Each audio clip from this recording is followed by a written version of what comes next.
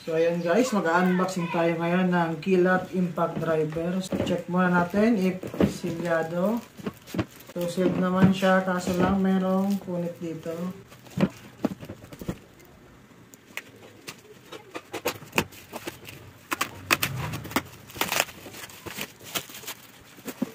So ayun, sa pagbukas natin, mayroon tayong nakita agad na dent, damages. Ito isa, dalawa, tatlo, apat. So meron siyang mga dent tsaka butas. Kilap Impact Driver. Manual.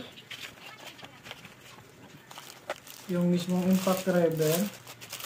So may kabigatan siya, no? Hindi siya kagaya ng ibang cordless drill. Ito medyo bigat. Yung battery. So ang in-order natin ay dual battery. So ito pala nasa 18 volts yung battery niya. Check natin if gumagana ang battery. So malamang apat na cell ito. Isa, dalawa.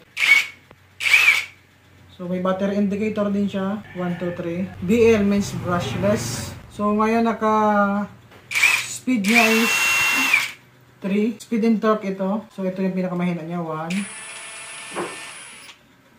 2, 3. So ito yung model niya. Kilap brushless impact driver 18 volts. So naka-indicate din brushless. Check natin yung pangalawang battery. So full charge din. May ano na nga pala siya, LED para sa kahit gabi. Makikita mo. Ang free niya is 1/4 hex to 1/2 na socket. So pwede siya sa mga socket wrench natin. Ito, inaangat lang to pag maglalagay ka ng hex bits or adapter. Automatic na rin. Pwede siya sa mga drill bits na ganito. Meron din ba tayo itong sample ng impact rated na drill bit. Impact rated siya. Ito yung nag-twist na part in case malakas yung impact. Una, try muna natin yung charger nito. So, testing natin yung charger. Ito yung charger niya. Naka-indicate dito. 18 volts lithium ion charger. 1 amp siya. 1 amp charger. Ting! Kung gumagana. And pula. Pag tinanggal. Pag full charge, green. Pag nag-charge, pula. Nag-charge yung isa. Check naman yung isa. So, all goods. Okay, balik tayo ngayon sa testing. Test natin siya sa dito. Sa wood screw. At syempre, may kahoy tayo dito na upuan. Damage na, kaya i-screw natin. So, sinet ko lang muna sa 1 kasi hindi ko pa alam ang gano'n siya kagalaw. Check. Okay.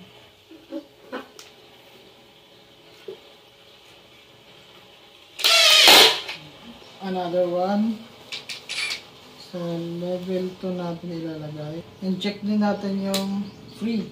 Yung kilap. So, mas stable ito kumpara dun sa isa na impact rated. Level 2.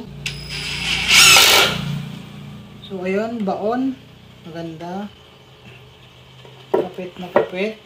Next, level 3.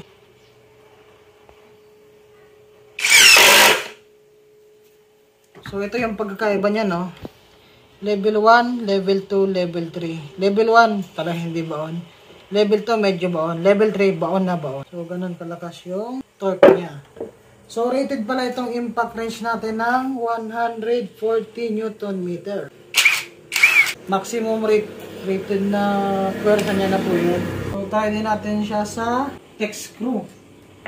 Meron tayo ngayon ditong hex screw adapter. Pasok na pasok, walang kawala. Then, hex screw. So, hindi naman mawigil. Medyo pala. So, set ko lang muna siya sa 1. Ay, sige. 1. So, wala tayong mapagtestingan na bakal ngayon. Kaya dito na ulit sa kahoy.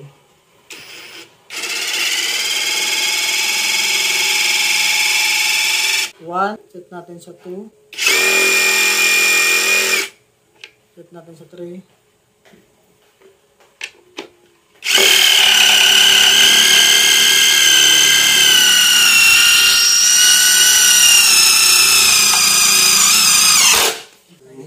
Baon na baon.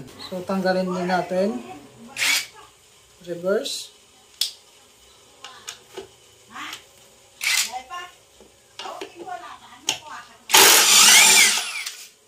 Ganon kadali.